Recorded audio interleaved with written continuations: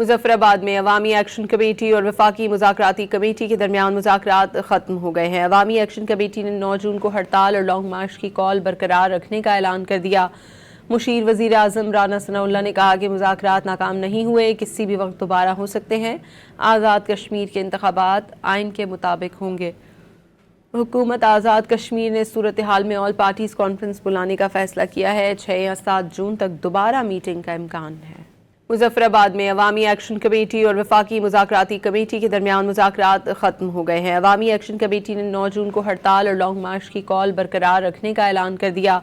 मुशीर वज़ीर आज़म राना सनाउल्लाह ने कहा कि मुज़ाकरात नाकाम नहीं हुए, किसी भी वक्त दोबारा हो सकते हैं। आज़ाद कश्मीर के इंतखाबात आइन के मुताबिक होंगे। हुकूमत आज़ाद कश्मीर ने सूरत हाल में ऑल पार्टीज़ कॉन्फ्रेंस बुलाने का फैसला किया है। 6 या 7 जून तक दोबारा मीटिंग का इम्कान है।